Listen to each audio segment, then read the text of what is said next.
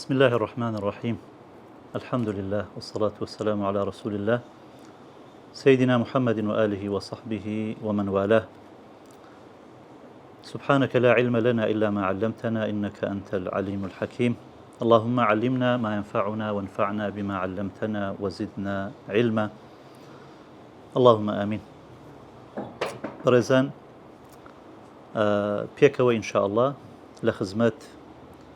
كتابك زور قيم متنك متين أبين كلسر مذهبي إمام الشافعي رحمه الله داندراوة لخزمت يا أبين لا دسبيتشي أم كتابة بابلين زيادة الأمانوية وكو تمهيدك وكو ريخوش كردن هنديك شد باز بكين بضروري أزانين بيشي بچينا خزمت كتابك وشرح الشيكرنوي أمتنا قيمة چەند قسە لەسەر ئەم تەوەرە بکەین. طبعا کتابەکەمان لەبارەی فقهی ئیسلامیە. فقهی ئیسلامی بەڕاستی ئەتوانین تەشبیهی بکەین وەکو مەوسوعەیەکی ئێزگار گەورە، مەکتەبەیەکی ئێزگار زەخم، یان وەکو زانایان تەشبیهی ئەکەن وەکو دەریایەک وایە، لەبەر ئەوەی فقه و شریعەتی ئیسلام زۆر زۆر فراوانە و زۆر بابەت لە خۆی ئەگریت و لە چەند جانیبەوە ئەکرێ ئینسان قسەی لەسەر بکە. بۆ نمونە لە بابەتی تاریخی فقهی ئیسلامی، مێژووی سەرهەردانی فقهی ئیسلامی، ئەمە چەند تەئلیفاتێکی لەسرە، یعنی ئەم فقهە لەکوێوە دەستی پێکردووە و مەراحیلی تەدوینەکە اینجا پاشان دروستبوونی مەذاهب و مەذهبەکان، هەر مەذهبە و خۆی چۆن دروست بووە، مؤسیسی مەذهبەکە و تەڵەبەکانی سەرەتایی مؤسیسەکە، دواتر مەرحەلەی نشوء و انتشار، ئەوجا مەرحەلەی تەحریر و تەحقیق لە مەذهب، ئەو مەذهبانە کە گەلێک زۆرن، بەڵام دواتر وەکو ئیجماعێک بووە لەسەر چار مەذهبە سەرەکیەکە، مەذهبی ئیمامی ئەبوو حەنیفە و مەذهبی ئیمامی مالیک، مەذهبی ئیمامی شافعی و مەذهبی ئیمامی ئەحمەد ڕزا و ڕەحمەتی خوایان لێبی. ئەمە وەکو ئیجماعێکی لێ هاتووە لەسەری کە ئەو چوار مەذهبە مەقبولە لە عالەمی ئیسلامی، وئیلا مەذاهبی تر هەیە بەڵام ئیندیثاری کردووە، یعنی هەیە کۆتاییان هەر پێ هاتووە و هەیە شوێن کەوتووی نییە لەبەرەوەی تەدوین نەکرایە و ئەو قەولە نەچی کەماون هەر هەندێک لەو مەذاهبانەی تر کە با بڵێن بوونیان هەیە ئەوان نەقلیان کردووە. اینجا لەبەرەوەی تەدقیق نەکراوە لە بۆ ئەقوالەکان، بۆیە زۆر جێگای ئیعتیمادش نین. لەسەرەوە هەندێک لە زانانە فەرمون ئەبێ هەر پابەند بین بەو چار مەذهبە، و هەندێکیشە فەرمون ئەوانش هەر مەذاهبی فقهی ئیسلامینە. جا لەم جانیبەوە طبعا قسەکردن لەسەری زۆری ئەخایەنیت، وەکو تاریخی با بڵێن فقهی ئیسلامی و بە تایبەتی وەکو مەذهب ئێمە کتێبمان هەیە با بڵێن وەکو هەتا ڕسائیلی ماستەر دکتۆرە، بۆ نمونە لە مەذهبی خۆمان، مەذهبی ئیمام الشافعی، المدخل إلى مذهب الإمام الشافعي، چەندین تەئلیفات هەیە، بەڵام یەکیان لەو کتێبانە کە زۆر قەییمە، زۆر باشە، دکتۆر ئەکرەم نووسیبێتی، کتابێکی حەزمێکی گەورەی هەیە زۆر بە جوانی باسی مەذهبی ئیمامی شافعی ئەکا ڕزا و ڕەحمەتی خوای لێبی. وەکو مێژووەکە طبعا فقهی ئیسلامی ئەگەڕێتەوە لە بۆ زەمەنی پێغەمبەر صلی الله عليه وسلم، چونکە فقهی ئیسلامی باس لە حەلال و حەرام ئەکا، یەجوز لا یەجوز ئەکا، باس لە ئەحکامی شەرعی ئەکا کە ئەحکامەکانی شەرعی متعلقە بە ئەفعالی ئینسان مکەلەف، کەواتە ئەم ئینسانە هەر جوولەیەک ئەکات ئەبێ بزانی ئەم جوولەیە چۆن ئەکا، ئایا ئەم حەڕەکەیە دروستە یان دروست نییە. لێرەوە هەر لە دەستپێکی ئیسلام، لە سەرەتای ئیسلام فقهی ئیسلامی بوونی هەبووە و لە بۆ پرسیارەکان گەڕاینەوە لە بۆ لای پێغەمبەر صلی الله عليه وسلم. بەڵام دواتر لە زەمەنی بەسەرەن سەحابە بە هەمان شێوە کۆمەڵێک لە ئەسحاب ناسراو بۆ بۆی کەوا فوقەهای سەحابن کە زیاتر شارەزا بوون، وەکو مەثەرەن عەبدوڵای کوڕی عەباس خوا لە خۆی بابی ڕازی بی، عەبدوڵای کوڕی مەسعود و چوار خەلیفەکان، مەجموعەیەکی تر ئەمانە خەڵک گەڕایتەوە لایەن، مەثەرەن حەزرەتی عایشە خوا لێ ڕازی بی فتوای هەبووە ئیدی دواتر تا مەسەرەن تابعین دەهێنە پێش ئەوانش لە لای سەحابە ئەخوێن و لە ناو تابعینش مەجموعەیەک لە فوقەها دروست ئەبیت تا ئەو کاتی و هەندێکیش پاشتر فوقەهایەکان وەکو شخصی ناسراو نەبوونە وەکو با بڵێن شار شوێن زیاتر ناسراو بوون مەسەرەن فوقەهای مەدینە یان فوقەهای کوفە فوقەهای بەسرە بەم شێوازە مەسەرەن ئیمامی مالک لە مەدینەی بووە و غەیری ئەویش لەوێ بووە یعنی لەسەر ئەساسی تەسمیە نەبووە بەڵام دواتر ئیمامەکان باریز بوون و کۆمەڵێک تەڵەبیان هەبووە بۆیە فقهەکە بە فقهی ئەو ئیمامە دواتر کە پێگوتێ سەر مەزهب بەو شێوازە ناسرا وەکو بڵێن فقهی شافعی یان فقهی حەنەفی فقهی مالیکی و فقهی ئیمامی ئەحمەد ڕەزا و ڕەحمەتی خوا لە هەموویان بیت اینجا لێرەوە مەسەلەی مذهب دێتە پێش یان التمذهب يعني مذهب وەرگرتن یان ڕۆیشتن لەسەر مەذهبێکە تەمەذهب طبعا بابی تەفاعولە يعني ئینسان قبولی مەذهبێک بکە یان تەکلیف لە خۆی بکاتن کە ڕۆیشتنەکەی بە پێی مەذهبێک بی لە مەذاهبی فقهی ئیسلامی ئەمە پێگوترێت تەمەذهب ئەم تەمەذهبە چۆنە حکمەکەی با بڵێن زانایانە فەرموون هەر ئینسانێک قابلیەتی ئیجتیهادی هەبی بۆی نییە با بڵێن تەقلیدی مەذهبێک بکە و بە پێی مەذهبێک بڕوە مادام مەلەکەی ئیجتیهاد و شروط و زەوابیتی مجتەهید لە خۆیدا بێتە جێ لە بۆی نییە تەقلیدی مەذهبێکی تر بکە بەڵام ئەگەر کەسەکە نەگەیشتە ئەو ئاستە یعنی نەبوو بە مجتەهید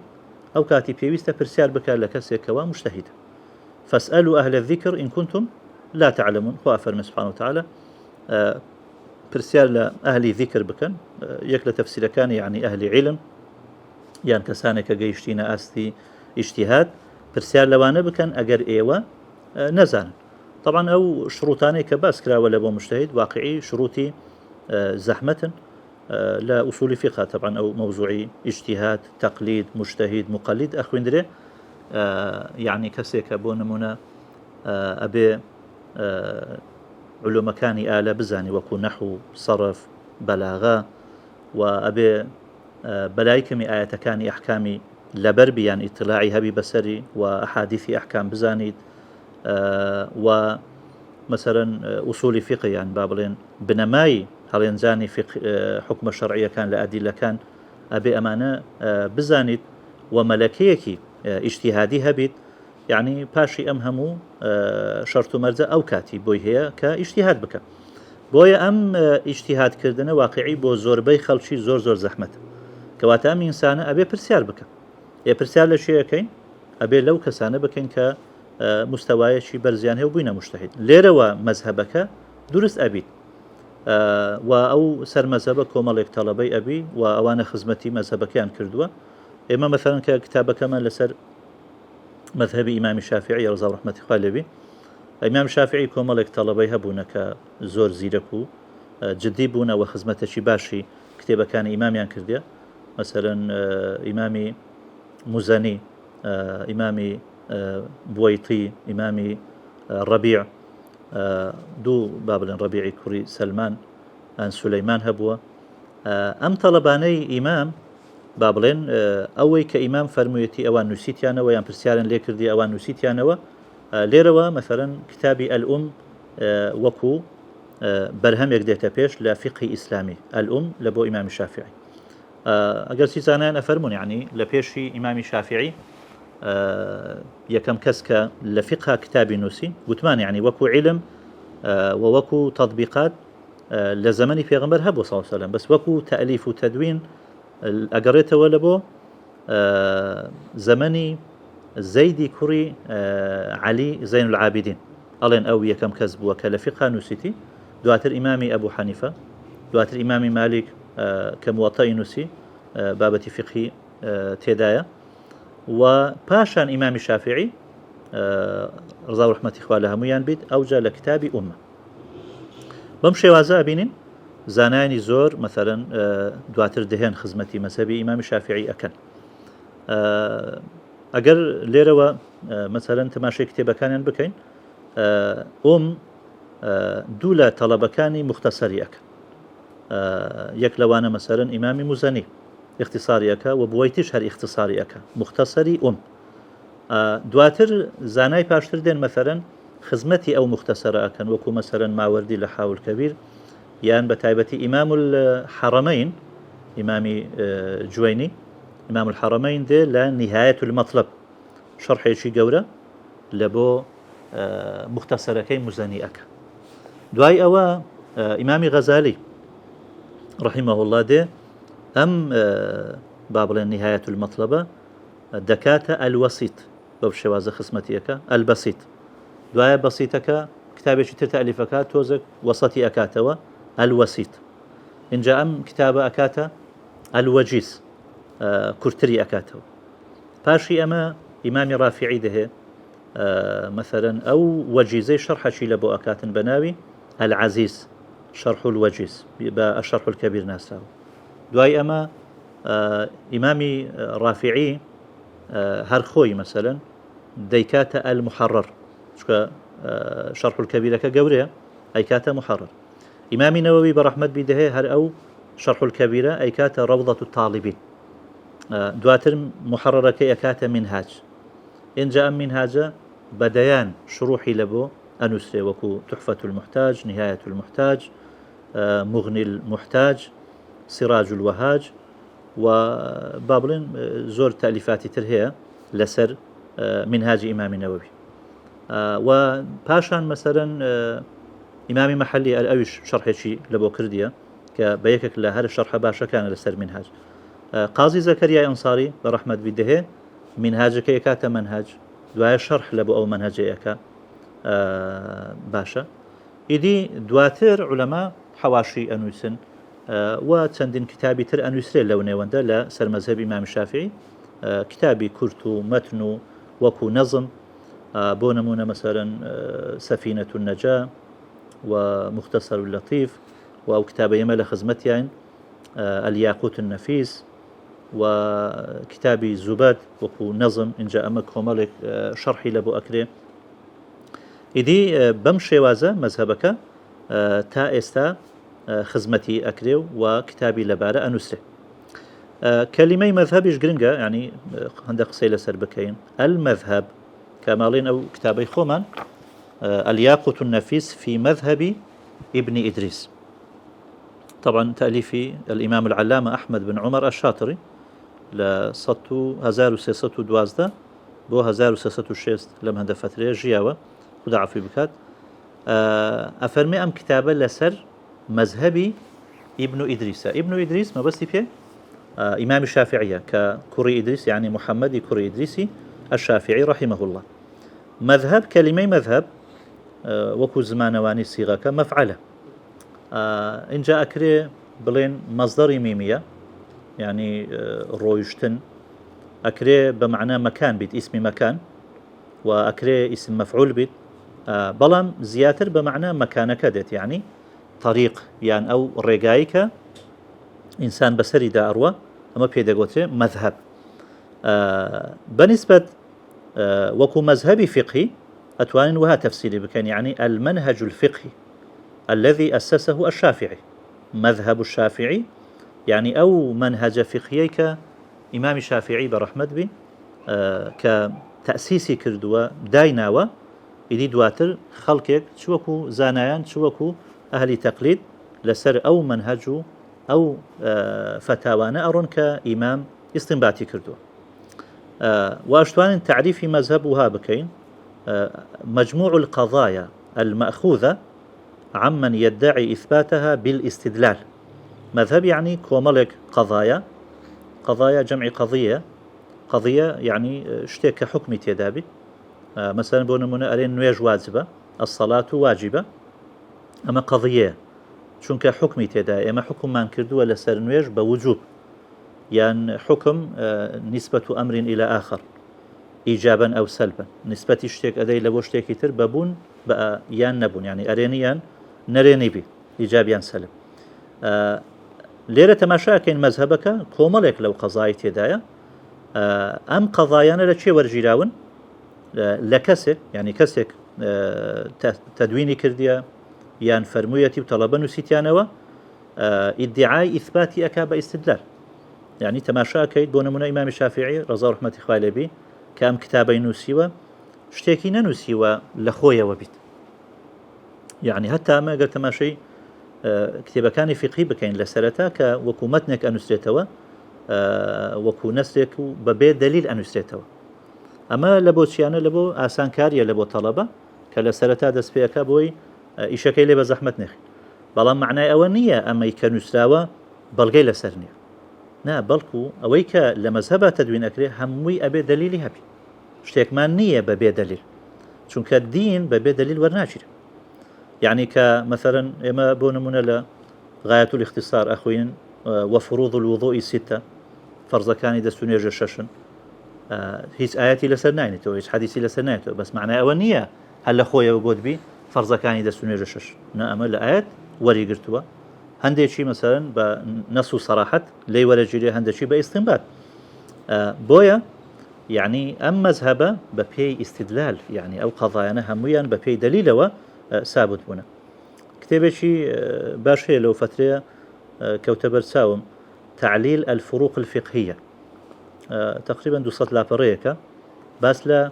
علتكان فروع فقهية يعني أو مسائل فقهيانة همويا تعليلها يعني علماء كتماشاك يعني أو تأجر آياتي لسربيت باش آيات يعني هنا يتوا حديث بيجري توا حديث يعني هنا يتوا أجرنا مثلا إجماع قياسة إن جاء أدلة كانتر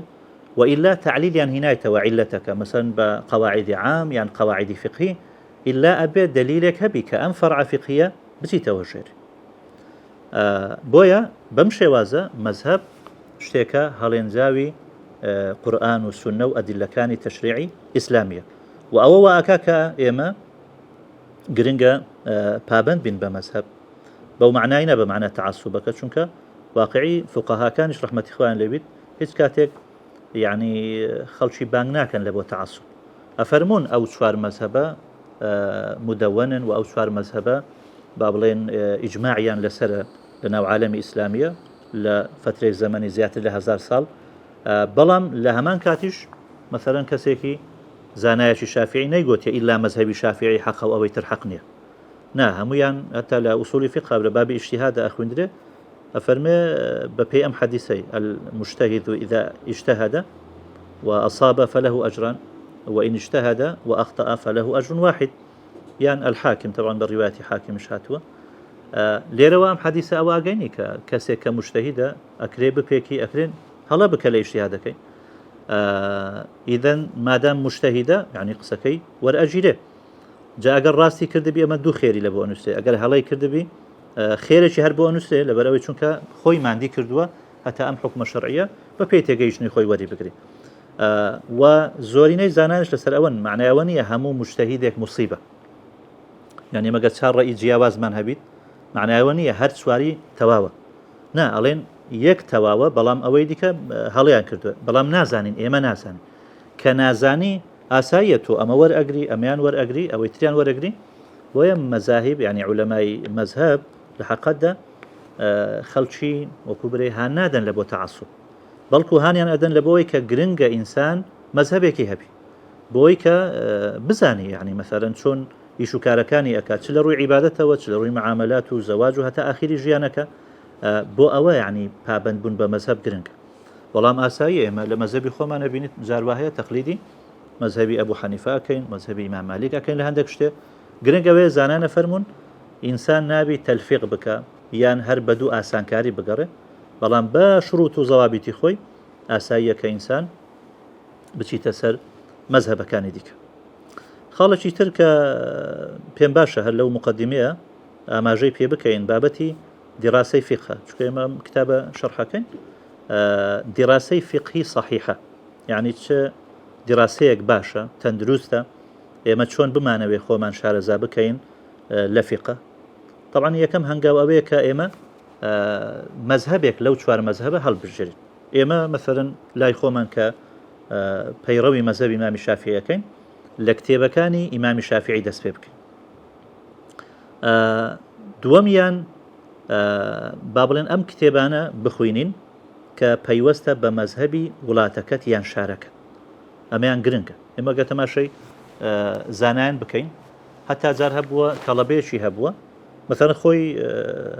ئێستا ناوەکەم نایەتەوە یاد لە بەغدا مەدرسەیەکی گەورەی هەبووە خۆی حەمبەلی بووە یەک لە تەڵەبە زیرەکەکانی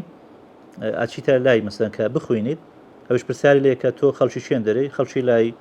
با بڵێن خوڕاسان و ئەو منتیقانە ئەبیت کە تەماشاکە منتیقەکە منتیقەی شافعی مەذهبە ئەڵێ تۆ فقهی شافعی بخوێنە لەبەرەوەی مادەم ئەچیەوە ناو ئەو قەومە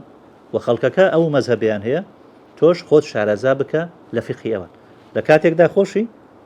مەذهبی ئیمامی ئەحمەد بووە حەمبەلی بوو بۆیە ئەمە هەنگاوی یعنی ئەتوانم بڵێم دووەم ئەوەیە کە ئینسان فقهێک بخوێنی بە پێی مەذهبی شارەکە وڵاتەکەی دووەمیان دەست بکە بەو کتێبانەی کەوە قەبارەیان گچکەیە کە پێگوتێ مەتن پێشی بچیتە سەر کتێبە گەورەکە کاتێک کە ئەم تەڵەبەیە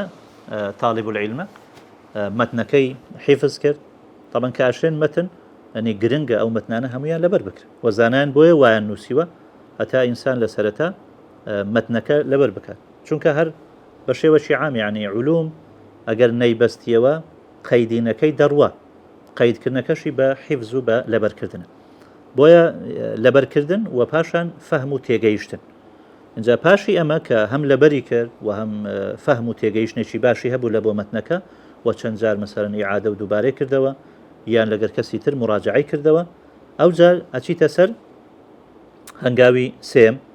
ئەویش ئەوەیە یان با بڵێن خاڵێکی تر لە بۆ ئەوەی کە برێن دیراسەکەمان ڕاست و تەندروست بیت پێویستە ئەم کتێبانە ئینسان لە لای شەیخ بخوێنێت لە لای مامۆستا نەک لە خۆیەوە جاروایە کەسەکە ممکنە عەرەبی تا ڕادەیەک بزانیت بەڵام ناکرێت بە خۆیەوە دەست پێ بکە چونکە ئەو کاتی ممکنە دەست لۆ کتابێک ببات باش نەبی لەو فترەیە ئەو کتابەی بخوێنیتەوە یان شتێکی تریەکەویتە پێش لەوانەیە ئەوەی پێ باشتر بی وازی لێ دەینی ئیدی تووشی تەشەتوت ئەبیت و وەختەکەی بە فیڕۆ ئەڕوا و شتێکی لێک لەو کتێبانە مەسەر ناگەینیتە کۆتاییەکەی بۆیە پێویستە مامۆستایەکی هەبی کە مامۆستایەکەش متقین بیت یعنی شارەزای هەبی لەو تەخەسوسی لەو بابەتەی هەم بۆ سەهلکردنی ڕێگە و هەم لە بۆی وەختی لەوە بگەڕێتەوە و هەم وەکو تەدەڕوج بزانی یعنی کتابێک بخوێنی لەسەرە تا پاشی ئەو کتابێکی تر بخوێندرێ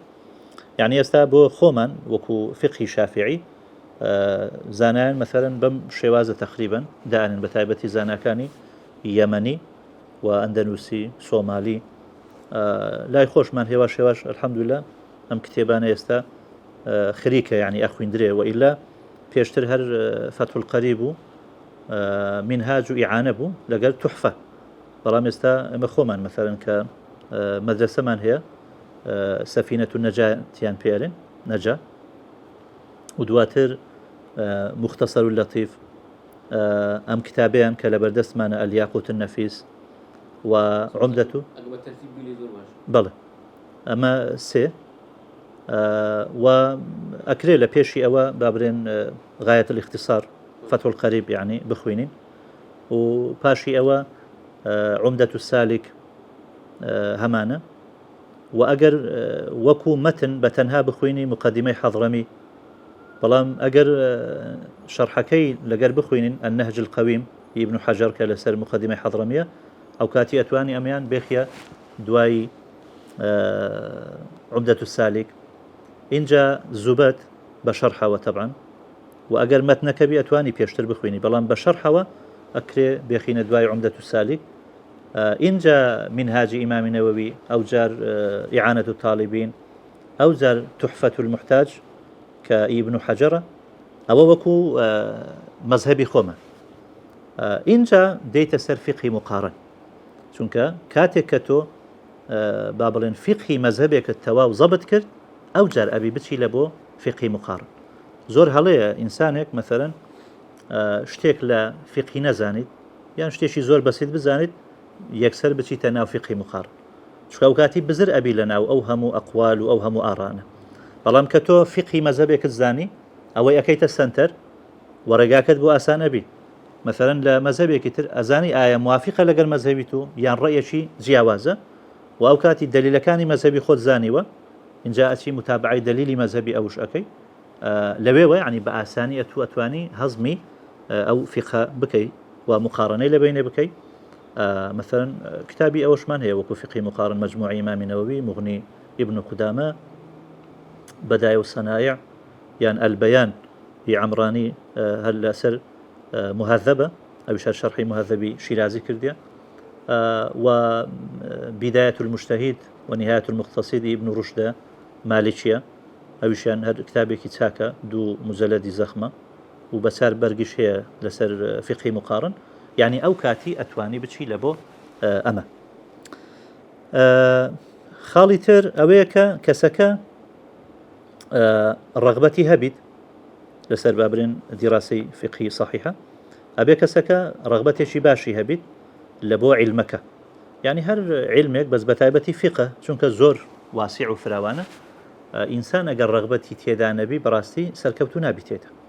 أبي بشو دريج بيت وعزيمتي هبي لسر فيربون وبپلپل نبي لفيربونك هنگاو بهنگاو أبي لقري بروا بو شوازة إن شاء الله لنتيجة علميشي زور كو أكاتوا وحتى مراحل كاني سر وأكري بروا ببي زكاة وببي هولي خوي شتێکی ترکە کورت باز بکەین لەسەر فقهی ئیسلامی و گەورەی فقهی ئیسلامی فقهی ئیسلامی واقعی ڕەبتی بە حیاتی ئینسان وهەیە بۆیە زۆر گرنگە لە